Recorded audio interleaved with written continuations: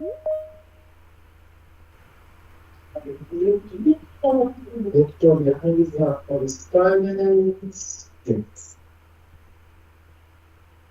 just the first, just the first, just the first, just the amazing, just the amazing, amazing,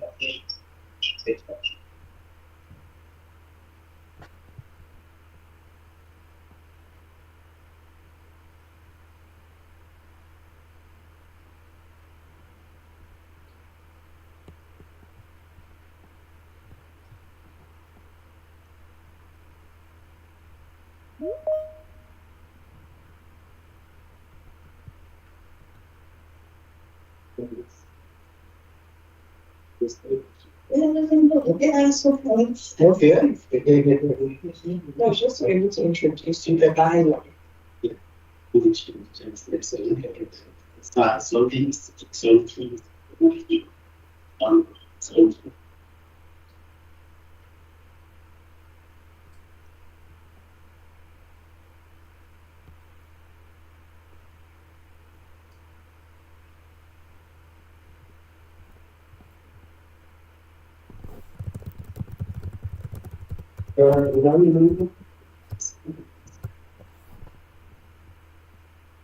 Good afternoon, everyone. I hope we are audible. Thank you for joining us this afternoon for a dialogue on advancing research within the BRICS context. My name is Professor Dorcas Etang. I am the Acting Director at the International Center of Nonviolence, and I'll be your moderator today. I'd like to thank the BRICS Research Institute at the Durban University of Technology for creating this space to engage on a very timely topic. BRICS is a global player and will continue to be one in the years ahead. And it is growing in membership, it is growing in its partnerships. And so there's a lot to unpack when it comes to research in the context of BRICS, be it the economic and trade aspect, or politics, security, the environment, the areas of law, tourism, and so on. And so it's important that we have spaces where we can reflect on what research means within the context of BRICS and how to advance and strengthen research in this context. So thank you very much for joining us. We have two panelists that we will be engaging with today. The first is Prof. Netswera, who's the Executive Dean of the Faculty of Management Sciences here at the Durban University of Technology. He's also the head of the BRICS Research Institute. He is the chief editor of the BRICS Journal of International Relations and Development, visiting professor in Lincoln at the Lincoln International Business School, and the former director of the South African BRICS think tank, and multiple leadership roles in top South African universities and research bodies. He has been a board member and continues to be an adjudicator for major science, technology, and business awards. Our second speaker is Prof. Zondi. He is a professor at the Department of Politics and International Relations at the University of Johannesburg. He's also the coordinator of the University of Johannesburg Network on BRICS Research, and he's the head of the Institute for Pan-African Thought and Conversation. He's also the founding editor of the Journal of BRICS Studies and editor-in-chief of 2 African political science journals. He has authored books on BRICS, governance, and African political thought. So we're really opportuned to have 2 seasoned experts on research and BRICS with us for this dialogue. And so for housekeeping, the plan is to give each speaker some time to share some thoughts and views, and then there will be a moderated discussion, and then we'll open up the floor for comments and questions from the group.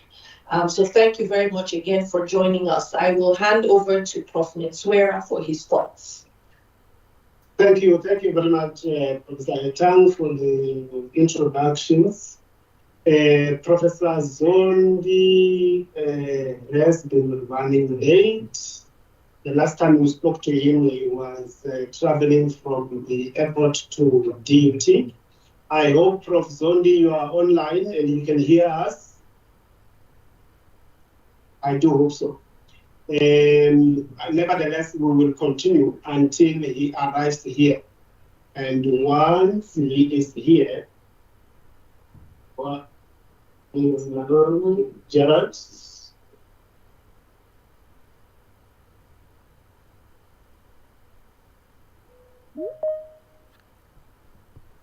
Colleagues online, are you able to hear me? Yes. Yes, Prof, we can hear you. Okay, all right. Okay, thank you. It's because my screen here shows something else. All right, let me proceed. So as I was saying, I hope Prof. Zondi will get here in time and then we will proceed. But if he's able to join online while he's driving here, it would be good for him to make his commentary and remarks while on the way. One thing I would also like to say is that I've done a lot of work with Professor Zondi. Firstly, when he was at IGD, the Institute of Global Dialogue at UNISA, where he was a director there for quite some time before he left for UJ, for UP first and then for UJ.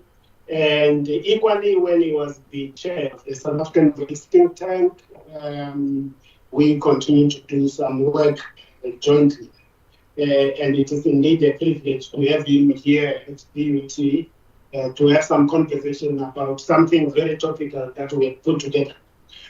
What I would like to say, specifically relating to this particular topic, is that we need to be cognizant of some very important things, important developments globally. There is an asymmetric relation between power and knowledge production. There is a relation between economic and political power and knowledge generation, knowledge funding, knowledge production, knowledge management. So you cannot easily put the two apart. They go hand in glove, they influence each other. Some of you will recall, at its height, the British Empire had some of the best universities in the world. The Oxford, the Cambridge, the London School of Economics, among many others. And that is because Britain yielded considerable amount of power economically, globally. And therefore, it was able to suck top scholars from all over the world to join its institutions in the UK. And indeed, as time passed and as the world of the unipolar of the US manifested, some of the American institutions became very powerful. The MITs, Harvard, Yale, Columbia, and so on. And we saw quite a lot of money emanating from the US to sponsor scholarship. Also, the US system sucked a lot of academics from all over the world into the US system. And therefore, knowledge generation shifted from Europe to the US. And we saw a lot of scholars, even from the US, migrating to the United States from Europe. And of course, from all other third world countries. I read a report not so very long ago that suggests majority of top scholars in the US, in American universities, are scholars who come from China, who come from India, and who come from Africa generally. And if you were to look for argument's sake, at the funding patterns for all of the research, majority research, big projects that are happening. The funding has mainly and generally emanated from the US. So I wanted to demonstrate the relationship between power, authority, economic and political, vis-a-vis knowledge generation, the hegemon of knowledge development, knowledge production. We will agree that the USA is economically wounded at this stage, and therefore it is no longer able to yield the power that it yielded some 20, 30 years ago. And China is emerging, and so is India and a few other countries. And if you were to go, a practical example, look at the ranking and rating of top universities globally. You will see India has got some of the top universities, the IIT, the IIMs, Indian Institutes of Technologies, Indian Institutes of Management. They are among the top in the world.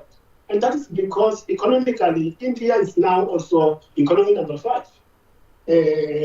China is economy number 2, and therefore Chinese universities are also able to retain and to attract their top scientists from all over the world back into China.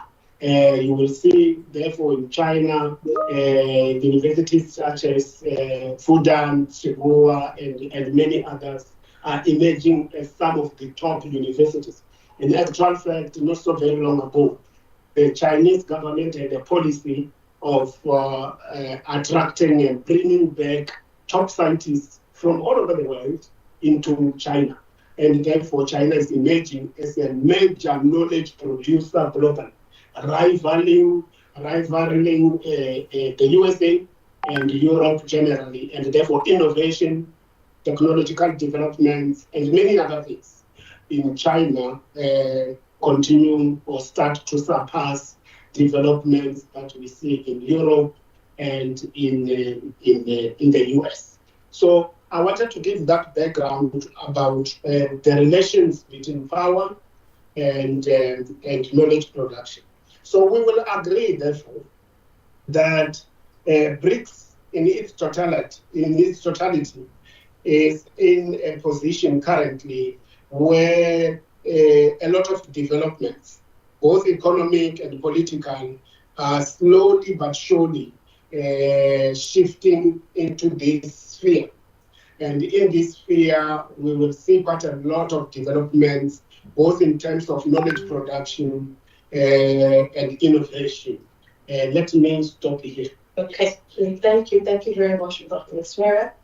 We will just check if Professor Zondi is online. Can you hear us, Prof? Are you connected? He's not yet connected. It's not. Go on. It's not. No, he's not yet connected. So, and he's running a bit late. So we're trying to get him connected. I think you can continue. All right. Thank you very much, Prof, for that. 2 points that I want to draw out from this is that we need to understand where knowledge and power sits globally. And in acknowledging that, we need to also acknowledge that BRICS is emerging as a site for knowledge generation and research capacity. So I think this is quite critical when we talk about how to advance research within the BRICS context. Thank you for that, Prof. I want to throw a follow-up question to you. How can BRICS-focused research be more strategically aligned with the priorities of member states? Thank you very much. Now, you will recall, and if you do go back to the declarations of BRICS, not only the declarations from Brasilia, but historic ones, that there has been a lot of emphasis put on getting BRICS countries to cooperate, Firstly, and back in 2015 onwards, we were talking about the establishment of the BRICS Network University, where BRICS universities come together to look at areas of strength, areas where they can cooperate. And there are numerous universities that were earmarked, pinpointed, and identified for those initial cooperation. But what we have witnessed over the years is that many other universities who were not necessarily in the BRICS Network University have joined forces. And individual universities are able to come together and collaborate. Now, the historic patterns of global South, global North cooperation are slowly but surely fizzling out. There's quite a lot of cooperation that is happening between, and you can witness this if you look closely, between Indian universities and South African universities, between Brazilian universities and South African universities, between South African universities and universities in Russia. So there's quite a lot of that happening currently. And we think and we believe that this will yield quite a lot of changes in as far as collaboration in postgraduate student promotion, collaboration in basic research work, research projects, in innovation itself, and equally in publications. So the character and nature of knowledge generation is continuously morphing. And there are indeed areas of mutual interest in our collaboration. We talk about the priorities of BRICS in climate action, in peace and security, and no poverty, no hunger goals in line with SDGs 1 and 2. So there is quite a lot of considerable amount of work that is happening of mutual interest. Okay, thank you very much. I like that idea that the ground has been set with regards to the cooperation, be it bilateral or multilateral, within the BRICS structure. This is happening, and so there's a lot of opportunity to expand on these partnerships and so on. I think a challenge when it comes to research is how does academia merge with industry, or how does academia respond to the needs of industry? And so taking that into the context of BRICS, how do we ensure that as academics, we are in tune with the collective voice of BRICS? We're ensuring that our research is strengthening BRICS and its presence globally. How can we do that as academics? Now, let me, and I repeat this point every time I get an opportunity, is that I believe where BRICS falls short in comparison, for argument's sake, to the European Union, is that we haven't had an opportunity to put together something equivalent to Erasmus for adversity. We don't have such a program that enables our universities to partner, afforded grants, sizable grants that enable mutual exchanges between our countries to finance mobility, but equally so to finance basic research. We haven't had given ourselves that particular opportunity. I think BRICS needs to really prioritize that. It is extremely important that we prioritize that, and I can promise that if and once we have got a grant scheme of that nature, we will see mobility between our countries mushrooming. We will see projects. We already have a lot of projects despite limited funding, and we will see that ballooning into proportions that may not be manageable. So, but the other important question you are asking relate to partnerships between industry and research organizations, research institutions. I think it is equally important. You will recall during the COVID and pandemic era, a few years down the line, 2-3 years, we spoke about, and we spoke about this at BRICS. And it is part of our declaration, that we should establish a BRICS center for diseases. And indeed, there is momentum that is carried forward to get work going. So scholars who are working in health, medical practitioners, and lab technicians are working on preventable diseases, and they are finding the cure. And we hope that we will be able to expand that particular scope. There are so many organizations that I believe will be very happy to finance cooperations, collaborations, not only limited to health issues, but agriculture, food security, energy, and many other areas of mutual interest amongst our countries. Thank you. I hope our audience is listening and discovering areas of research that they can go into even as they continue their work on BRICS. If you have comments, if you have questions, please put them in the chat. We will get to them shortly. This could be on research or BRICS and so on. Thank you, Prof, for identifying the need for more funding support and for more grant support for BRICS related research, and the need to develop centers of knowledge across different spheres, across different disciplines. We need these centers so that we're able to jointly research on common issues and things that affect BRICS countries. Let me bring in the issue of visibility and accessibility. BRICS is expanding. Of course, that means the research will expand, the institutions involved will expand. How do we address increased visibility, increased accessibility to BRICS scholarship within member states and internationally? I think even within BRICS, we know that there are inequalities. So how do we sort of bridge that gap as well when it comes to access and visibility? Yeah.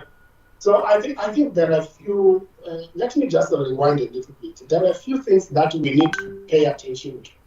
Number one is the question associated with the monopolies who run our scholarly enterprise globally.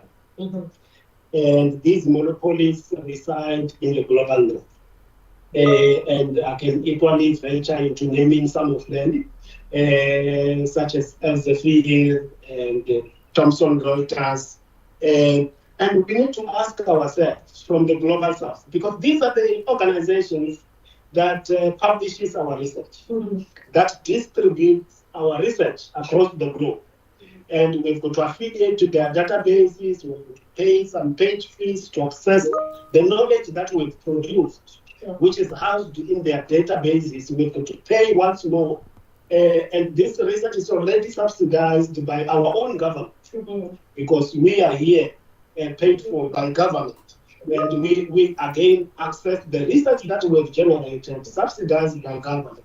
And that's why a few years ago, we spoke about open access. Open access is extremely important.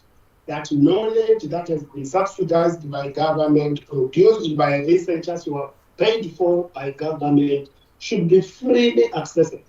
But what have we done? We have perverted that system. Now you've got to still pay for open access journals. They don't come free of charge. In actual fact, they're extremely expensive. To some degree, I hear you can pay as much as 70,000, 75,000 to publish in open access journals, which defeats the purpose and the intention that was originally the call for open access. Now, it implies therefore that the space is squeezed. It's so squeezed such that if you do not have any support from a public institution or from any financier, you will not be able to communicate your research outcomes. Where do you communicate your research outcomes? You're going to pay page fees, You've got to pay when you access the research, and it means you are locked out. Now, this is a travesty of justice. And I think BRICS has got to think differently about this. We need arrangements that will enable us in the global south and in BRICS to be able to deposit our research outcomes, research projects, research publications in databases that enables everybody to access this information free of charge. And I believe that our governments could do that. I mean, if each of our governments put some $20 million there and we establish some good databases, that is achievable. Currently, the knowledge management patterns are so global north focused and they're so entrepreneurial. It's about money making and very little to do about societal development, which indeed ought to be addressed. Yes. Thank you for that. Open access, free access to information, arrangements and agreements between governments to deposit knowledge and databases that are easily accessible. Thank you very much, Prof. Prof. Zondi is online. I hope you can hear me. We would like to give you the space to share a few thoughts on the theme today. No, thank you very much. I hope you can all hear me too. Yes. Are you able to hear me? Yes, we can hear you. You are audible. Thank you very much. First, I must just apologize that logistics messed me up. I would have loved to have been there already. I'm on my way, almost at the gate. But I just need to just first commend Professor Netswera and the team for putting together an excellent collection on BRICS, picking up topics that are usually ignored by many conversations on BRICS.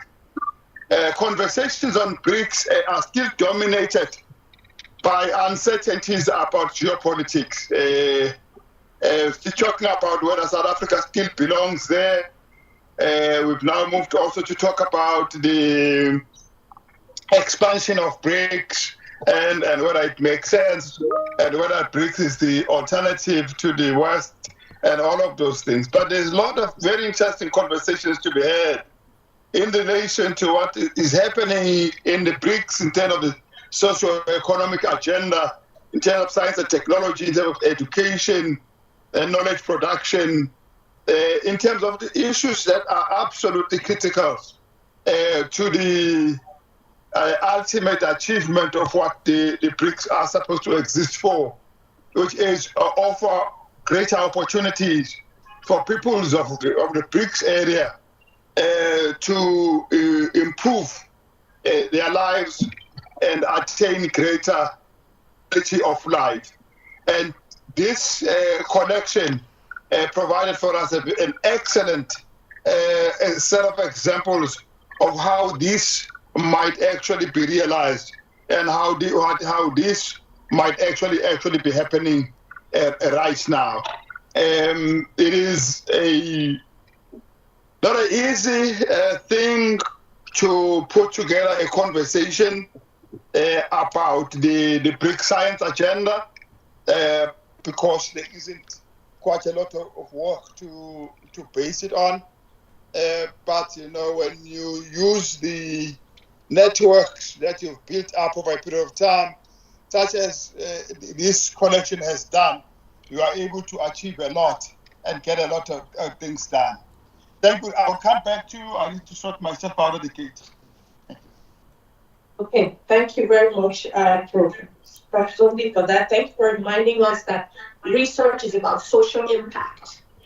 So how are we making an impact in society, no matter what BRICS country we find ourselves in, and how are we improving the quality of life of the populations of BRICS countries, and how do we benefit from the existing opportunities that are already available with all the work being done by the BRICS Research Institute and many other like-minded organizations, how do we harness these opportunities for greater growth and expansion?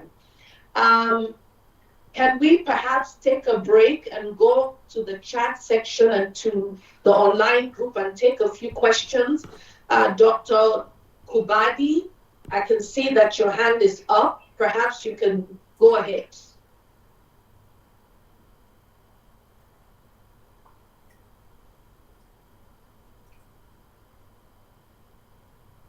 Okay, let's move on to Jabulani Makubele. Good afternoon. Can you hear me? Yes. Thank you very much. First, let me take this opportunity and appreciate the presentation made by Professor Netswera or the remarks he has made. I have got one simple question. South Africa has signed multilateral agreements or bilateral agreements with other states, including those which form part of the BRICS.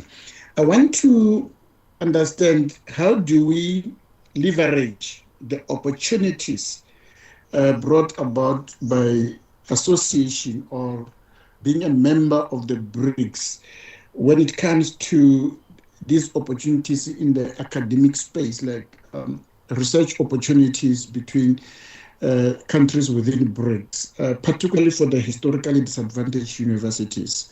More often than not, we find ourselves not being in the position to access these opportunities, though our country is a member of BRICS. There is bilateral agreement with Brazil, China, Russia, and India, but historically disadvantaged universities are still on the periphery in terms of accessing these resources. Thank you very much.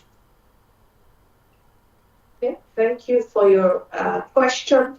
Dr. Lubadi, you can go ahead.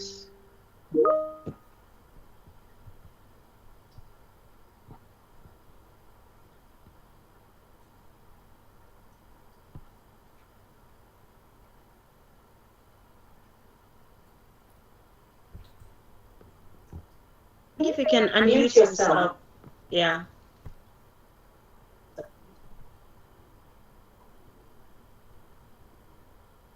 Okay, I think maybe it's a network error, Prof.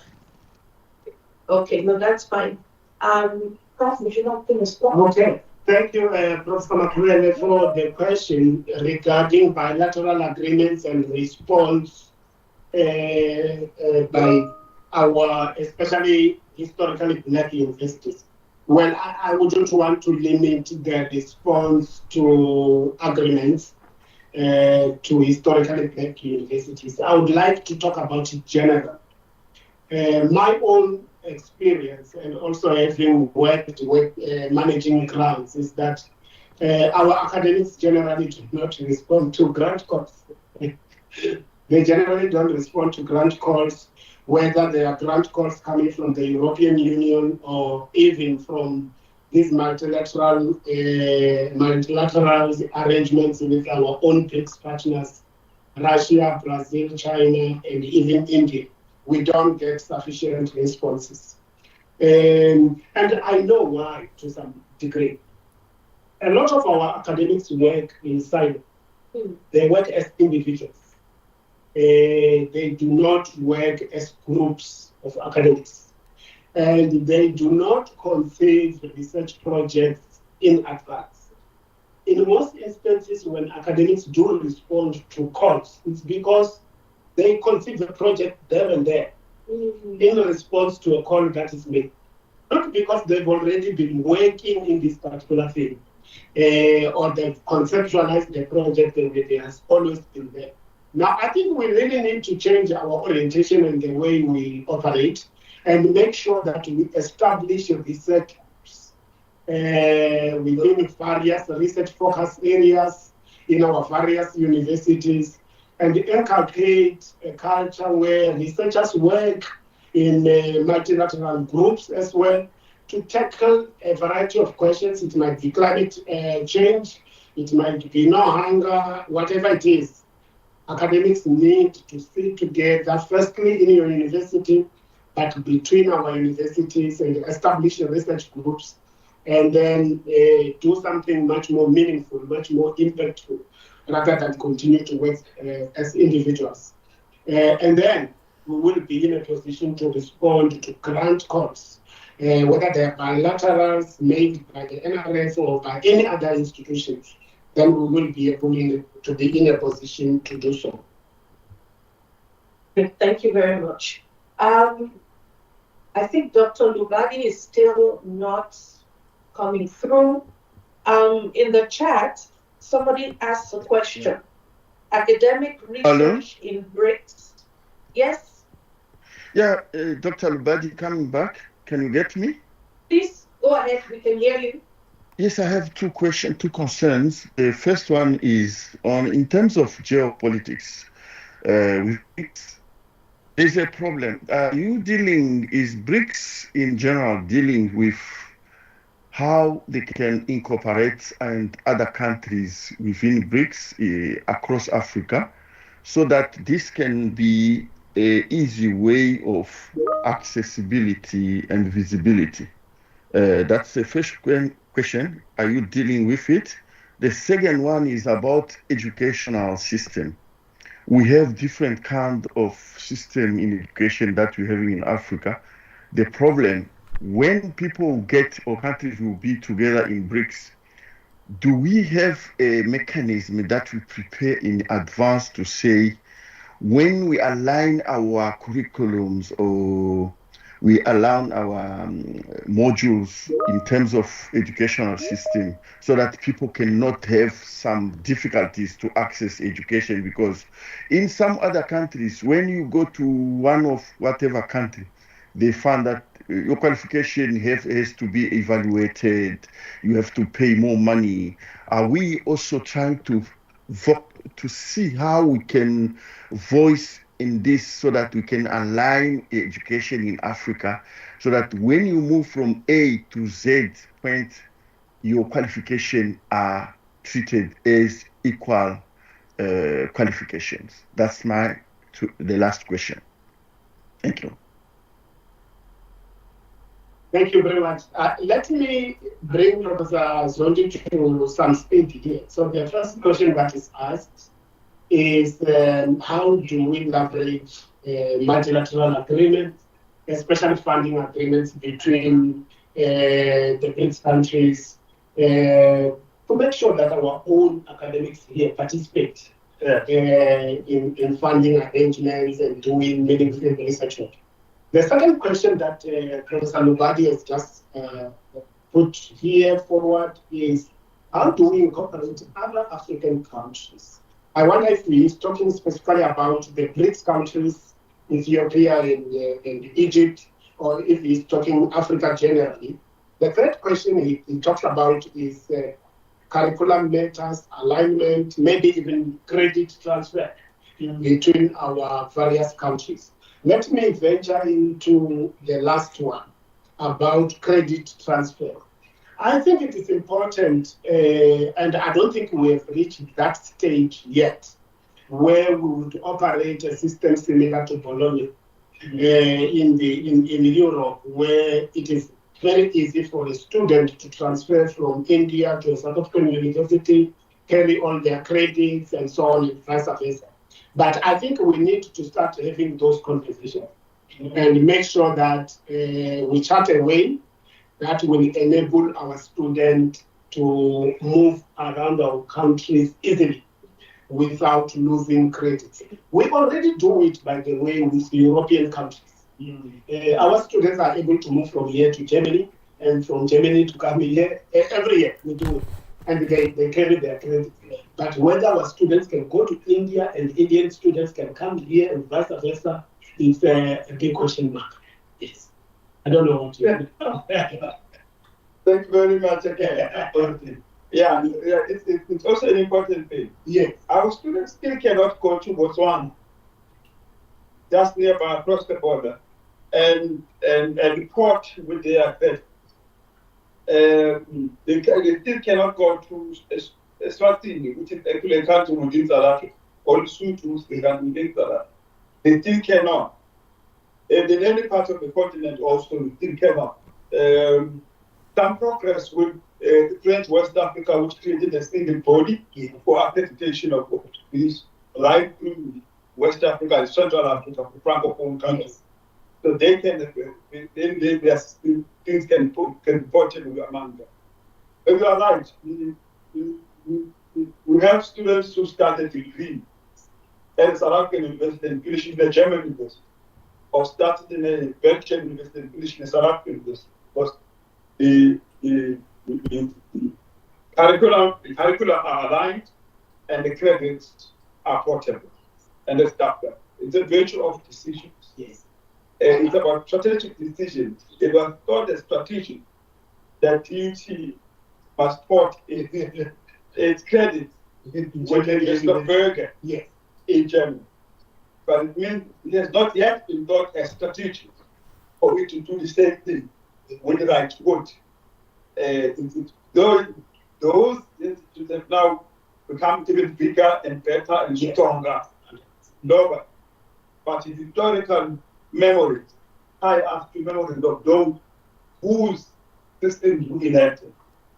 So we are operating on memories of people who are no longer with us and no longer in control. So when the system so well that it outlasts them. Long after they're dead, we will all be working pretty safe. So there's no reason why there's not been any change. Yeah. So we are number one. What I introduced is that we are lacking decision making. We are not able to make decisions. We can make those decisions and transfer credits between African universities. So, and the one about the Francophone Africa, I would assume it was the decision of France. It was definitely a decision of France. Yes. So we really need to take charge. We have to take charge and make sure that. For us, the British have not helped us. The British should have helped us. The South Africa now aligned with India. Then South Africa would. We are waiting for the master to tell us that we need to have them project.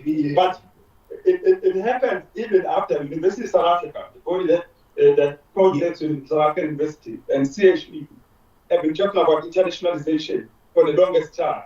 And they've now started to talk about what we call global classroom, which is a possibility that a student can be taught from a variety of universities at the same time and go get a degree wherever they need to go.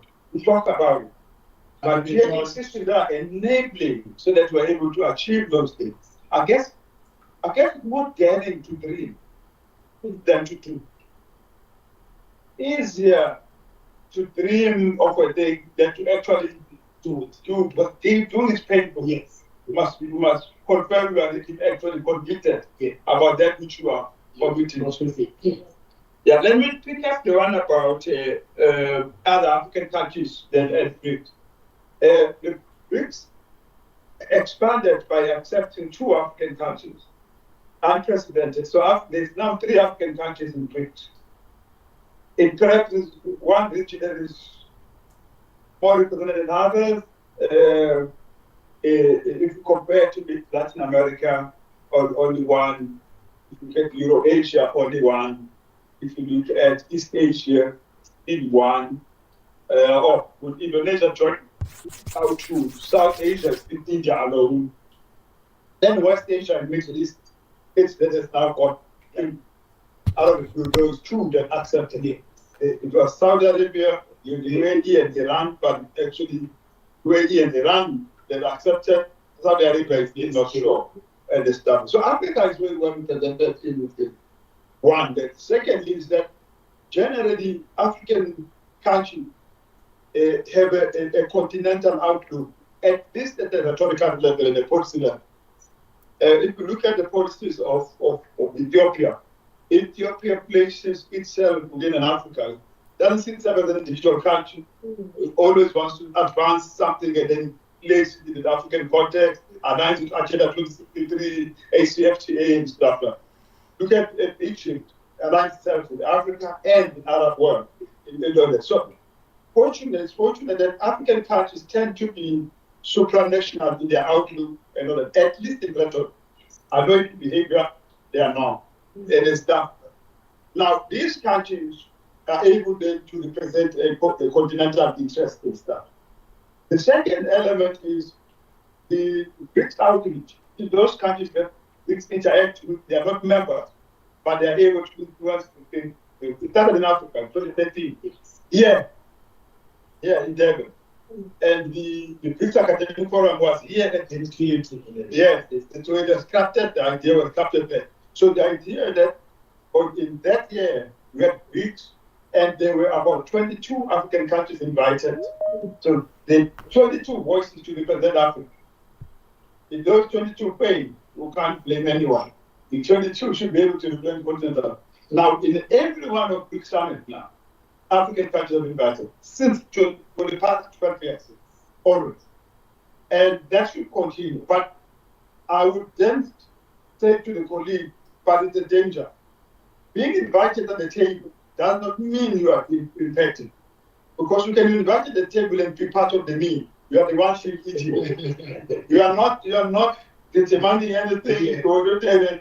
They are simply coming there to talk about your fiscal minerals. They are going to talk about your precious minerals and so on and so on. So that's the danger, which is about African agency moving from participation or being present to being impactful. That's another one. But that is a problem to do with us.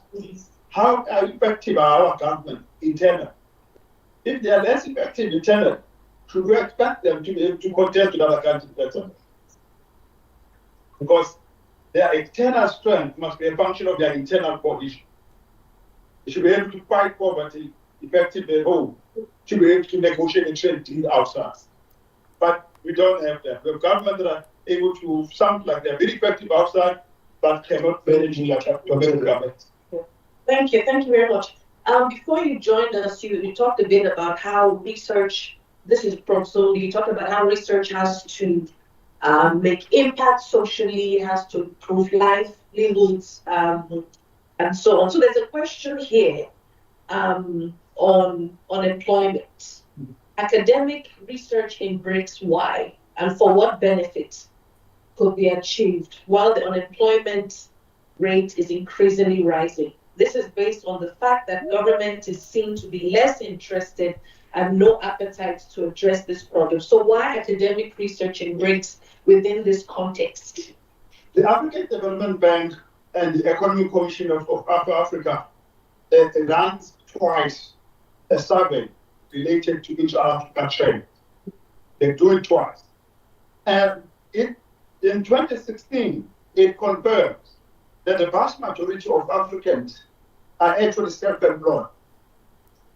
And that the vast majority of them did not become self-employed because they did a degree in entrepreneurship. But it is because they learned something in some other thing, some believe in theology. Because we do not always train people for the actual job. We train them for ability to respond to opportunities in whatever nature of them they are. So whatever trains a person to be dynamic, trains them to be innovative, to be inventive, that is what will make them successful. My friend here, I don't think you spent all your life studying entrepreneurship, but you are living it here. We don't train degrees, they've never done them. They do not anticipate what we're going to do. One of the biggest businessmen in South Africa, one of the biggest CEOs, most successful one was called Putuman, who headed up the MTN and stuff. He did not have a degree in communications at all. We know what to do. He got a degree here. He had a degree of wisdom. He had a degree of intelligence. He had a degree of courage. He had a degree to get through. Those skills of resilience and fighting spirit are more important than mere technical skills. I too sit on panels, interview panels, and I find people who are very well qualified, but who lack confidence. I find people who are very well qualified, but who lack self-assurance. I hire the one with less qualification, or even with the wrong qualification, but the determination to succeed. More than the one with the right qualification, but without the character.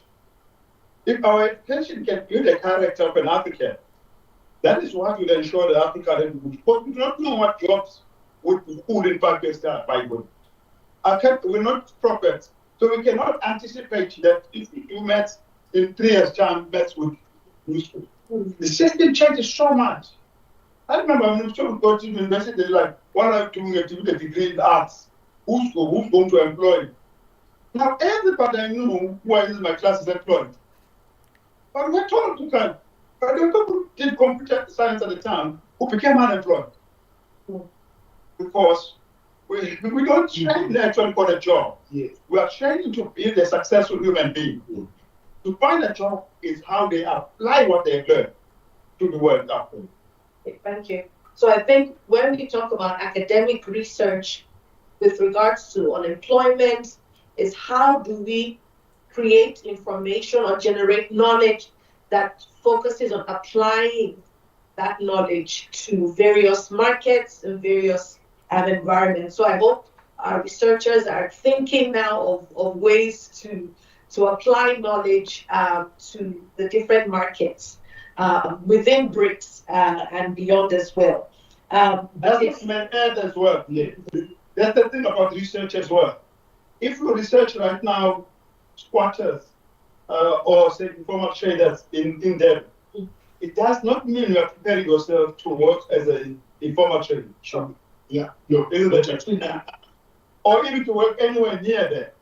You are using that as a case study to test certain cognitive skills. Mm-hmm. That is why I tell my students that you did your PhD and your postdoc in informal trader doesn't mean you're a specialist on informal trading. Mm-hmm. You are a specialist on analysis. You can apply it to different topics. Mm-hmm. The topics are not what you specialize on. The topics are the case studies where you apply the skill. What you specialize on is the skill. Maybe yours is a critical research analysis, or somebody else constructive research analysis, or somebody else transformational research analysis. That is what you learn. Thank you. Yes, yeah, no. What I wanted to say is try and persuade our colleagues. Sorry, can you mute, please? Yeah, persuade our colleagues not to think about academic research as a catalyst to employment. Mm-hmm. Academic research will never land you into a job. Mm-hmm. Where maybe 1 or 2 individuals, sure. But it enables you to unlock abilities. Mm-hmm. Abilities to understand the environment in which you will live, but also enables those who are making policies to take the right decisions when they enact policies. Mm-hmm. Those who are taking decisions to invest resources, to take the right decision when they invest their resources in addressing whatever challenges that you may have been engaging in your academic work. Mm-hmm. Thank you very much. We have a question. Yes, please go ahead. Sheikh. Yes, Nazreen. Good afternoon, colleagues. This is Nazreen Sheikh Kamanov. Thank you very much for the discussion, and thank you for the varying views. I was quite interested to learn and to hear that just because we've undertaken research in a particular area at an HEI, one is not necessarily then a qualified person or an expert in that field. And that is something we have been trying to inculcate in our PhD students for a while. But still, there should be improvement, and there should be almost a stepping stone or even a cascading ladder that allows for the theoretical aspects that come out of certain higher degree studies to be able to speak to as panacea to what we have out there. And especially with the BRICS nations, when we take comparative studies, for example, between 2 nations or 5 nations or north, south, and so forth, there might be something that we have lost sight of and that they might actually pick up on or be able to assist with. So my question is, with regards to the post-doc synergies, what are we foreseeing as alignment in the near future? because my postdoctoral students have indeed been asking and have been keen on trying to. It's the whole idea, Prof, of I want to do something. I want to make a difference. It's that idea. So I'd like to hear what we're thinking and what we have in store in the near future. Thank you very much, Prof. Thank you. Yeah. So let me try in response to this particular question. The historic knowledge development patterns have been highly skilled. We have historically mainly been research subjects because the funding came from the global north and west, and the researchers came from the north too. So we were research subjects. And I think the call is that we need to start thinking about how we conduct research from the global south to reflect not only on the others in the north, but to reflect on our own regarding our own livelihoods and tailor-made recommendations for changing lives and livelihoods in the global south from this side and not from the other side. So that even the investments that are geared towards addressing those challenges should equally also be coming from the global south and not from the north anymore.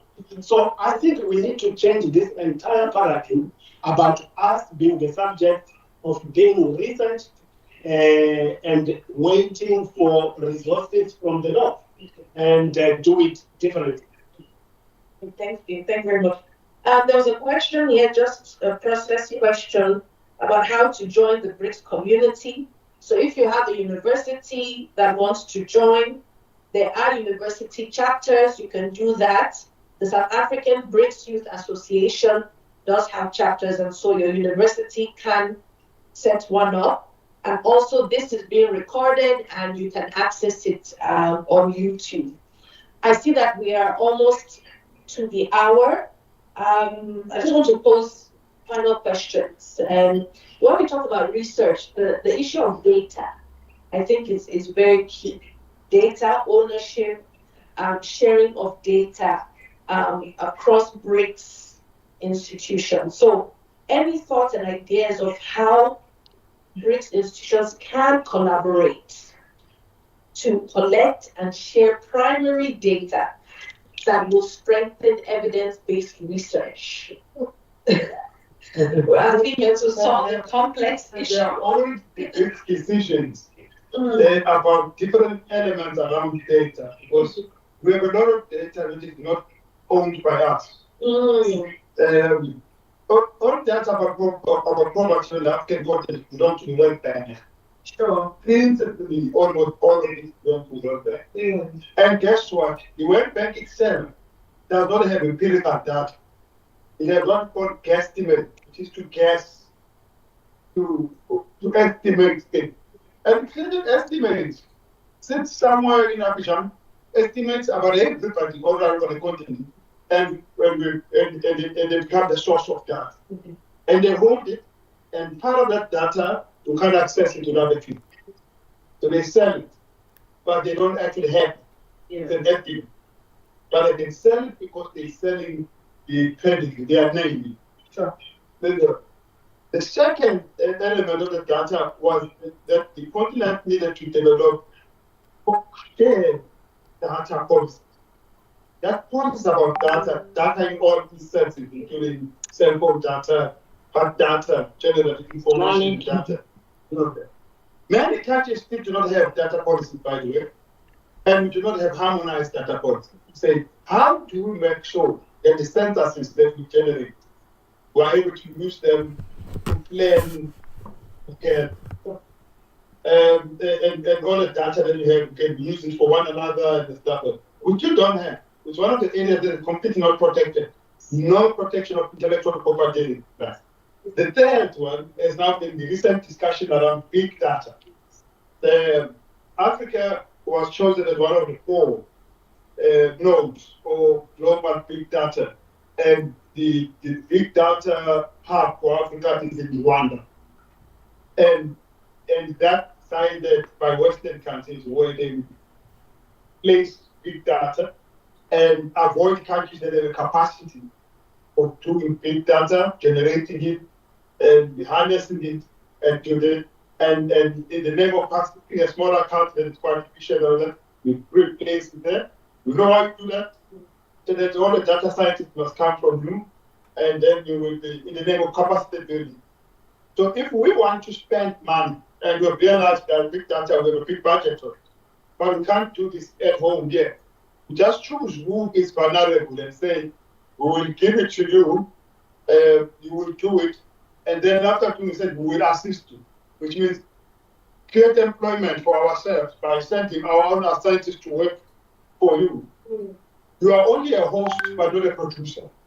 You are only a host, but not a owner. You are only a host, but not a harnesser. So it's almost affirmative action exercise. So we will do that. But generally, the area of data, my sister, it's a terrible thing. Right through, we have no coherent systems and framework for that. Now, come to university, even in South African University, a lot of cooperation among universities, but there's not shared data system between South African universities. We send students out with lots of money, collect a lot of data, and then they are required to surrender data to university. And we don't know what that data happens. Not that they do surrender. If we go around and ask you, find big data. Yeah. So a lot of data that we assume is here is not able to cannot be validated. Yeah. Yes. Yeah. But then you check. What's my brother? You have ministers responsible for science and technology and for research who themselves have never worked in a research environment. Yes. So how do they understand you shouldn't expect much. But there is impact. If you check, for argument's sake, in the BRICS declaration, you will see this theme has been running for quite some years. Government engaged in data sharing, as we said earlier on. The intent is there. There is an aspiration, but making sure that somebody does something about it. That is the biggest loophole. Yeah. Thank you. For example, you are familiar with West Africa. West Africa get affected by a terrible disease called Ebola. And Ebola precedes COVID and has the same tendencies, presents the same challenges, and therefore it's a laboratory of lessons to apply in it. And who holds the data on Ebola? It is called the World Health Organization. It is stored in store. It's not quite it. It's private companies, including the founder of Microsoft and the rest of them who provided the support. So the data Africa needed to use to survive COVID and teach the world how to survive COVID because of its experience with a terrible Ebola. It did not have that. You know what I'm saying? Yes. It does not have the tool because somehow it did not take the decision needed to take. So the tools developed. If Africa had had the Ebola experience with all the data, it would have been selling to the world solutions. It would have made millions. You know, anyone who sold solutions about COVID became a millionaire. So the continent would have been a continent of billions in income. If it had used the terrible experience it had. But everybody knew, yes, in epidemiology they say so. Those who have a terrible experience, that experience become the world for future experiences for us. So the pain for Africa is supposed to be a benefit for Africa for future things, provided Africa owns it. Thank you. Thank you very much. We're running to the end, but I will allow for one question in the room here and the two final questions in the chat, and then we'll round up. Thank you very much, Prof. And also thanks, panelists, for the good, insightful knowledge or information that you provided to us. I've got only one question. What role does South Africa play as a bridge between BRICS scholarship and wide African research networks?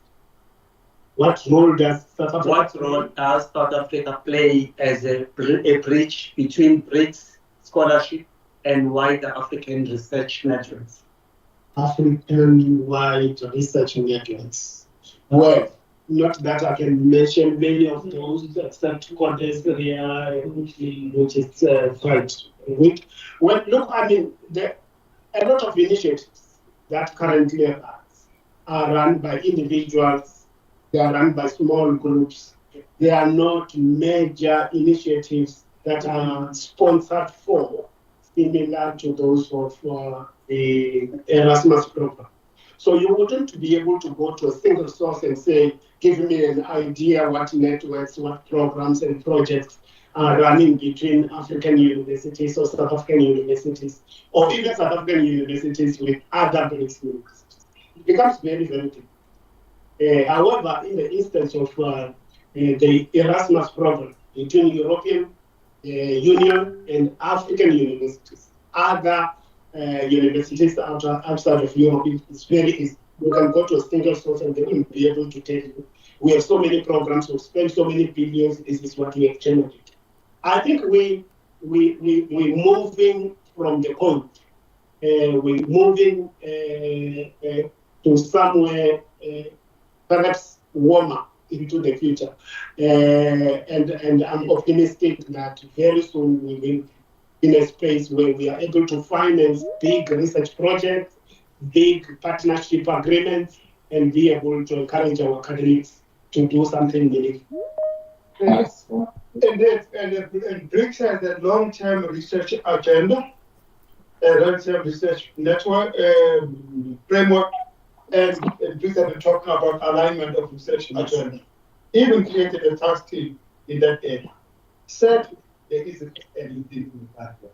It's unfortunate that it's an area again of aspiration, but there's no action on this. The last thing is BRICS establishing a BRICS Universities Network, which is actually co-chaired by Investment Johannesburg and Stellenbosch, but it has not taken off now. It has not started to work, even more time. Last, there are about 3 BRICS-related research journals in the world.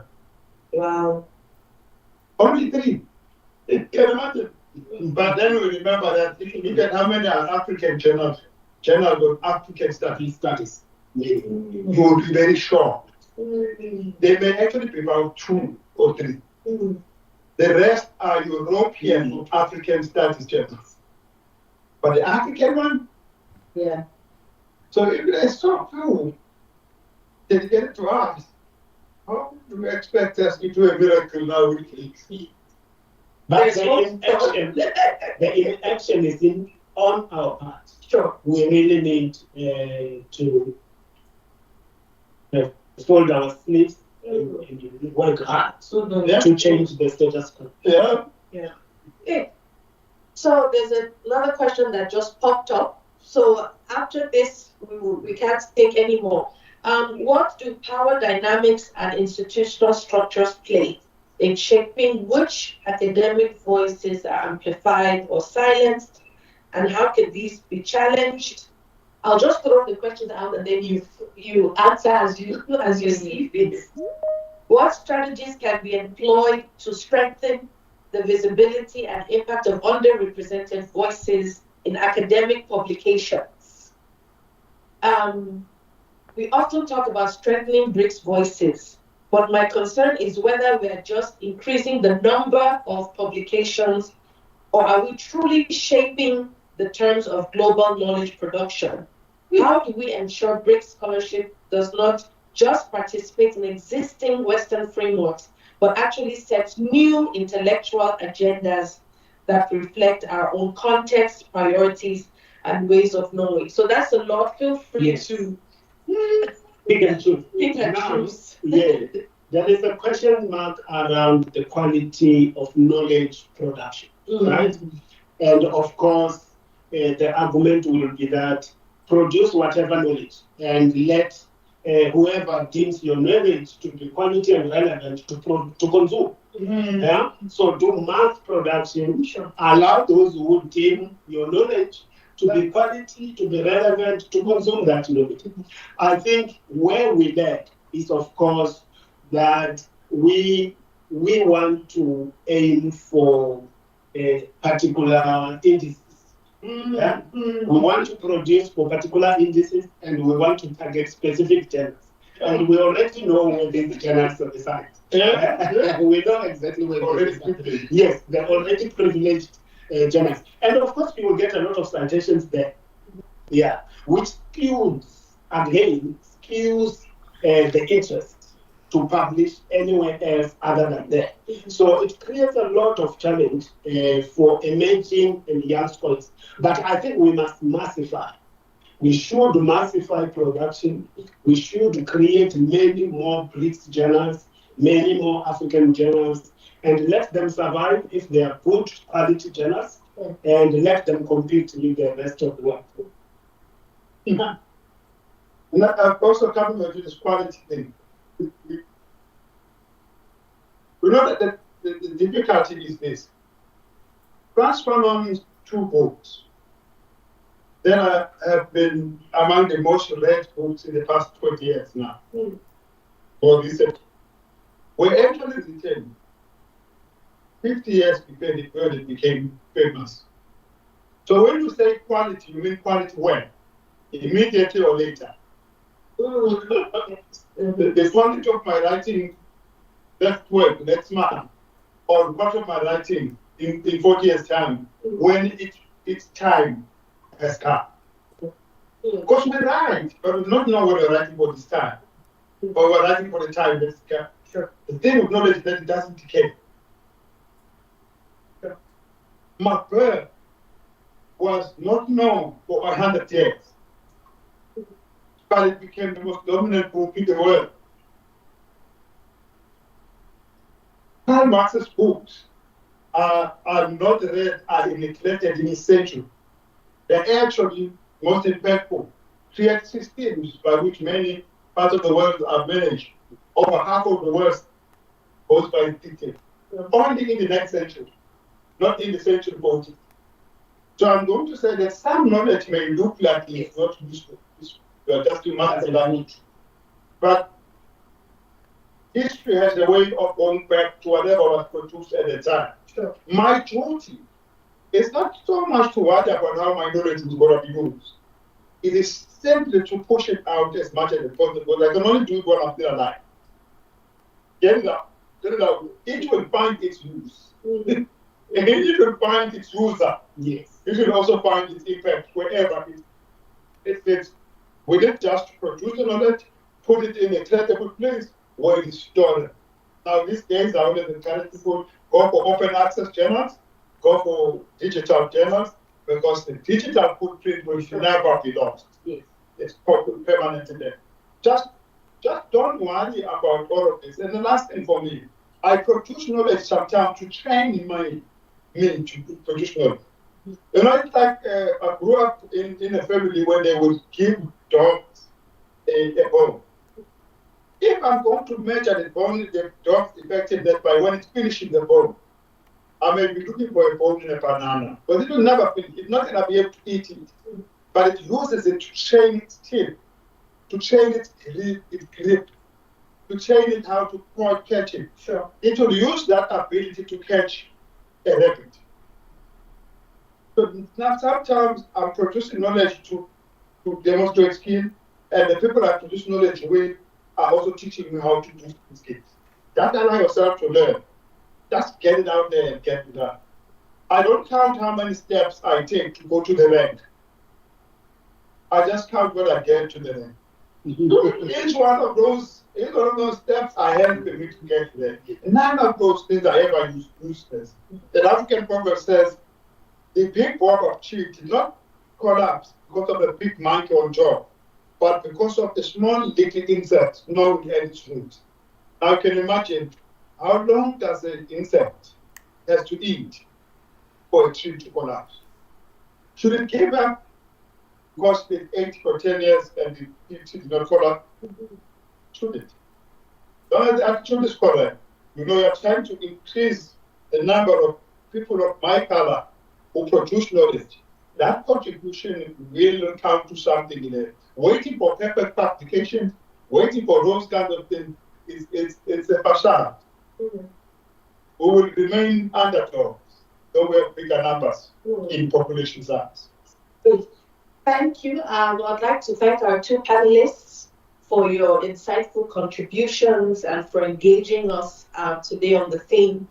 I think they've emphasized again that research is key, but it has to be research with impact. It has to be research that focuses on the application of knowledge. As I mentioned in the beginning, BRICS will be here for the long term. And so as academics, we really need to engage with BRICS, publish our work, and there are many opportunities that exist. There are BRICS journals, there are BRICS networks, there are university chapters, there are various engagements that are happening. And so I want to encourage you to tap into these programs, to these initiatives, to these journals, and get your work out today. I would like to thank the BRICS Research Institute here at the Durban University of Technology for hosting this. I'd like to thank you all participants for your participation, engagement, and I wish you good writing. Thank you. Thank you so much. Thank you. Thank you so much. Yeah. Thank you so much. This is so much work. Oh, we have a gift for you. For you, yes. Oh, okay. We need this institute has been doing some amazing work. Zama, can I interrupt? Are we taking a picture? Just become famous everywhere. Yes. Yes, we can take a picture. You can please show your videos. Thank you so much for great work. We do our best. We do our best. Take a lot from those who talk and do. And your work now is speaks for itself. Yeah. Okay, so carefully select things. Have a specific focus. We have a lot of partnership. Yes. A lot of bringing others in and stuff. No, it comes from excellence. Yes.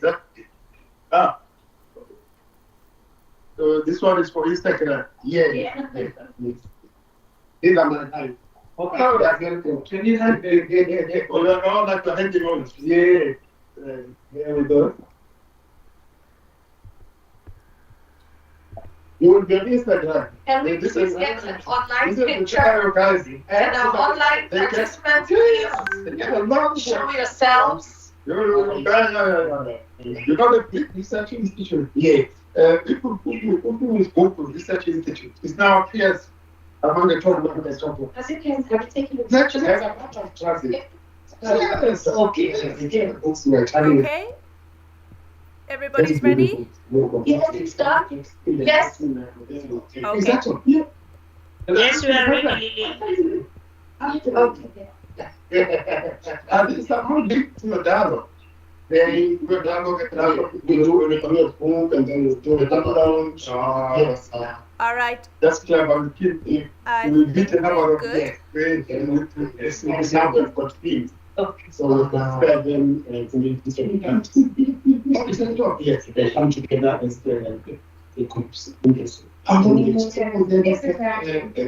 discover the ability. It's in front of the tent. The students, the teacher, possible.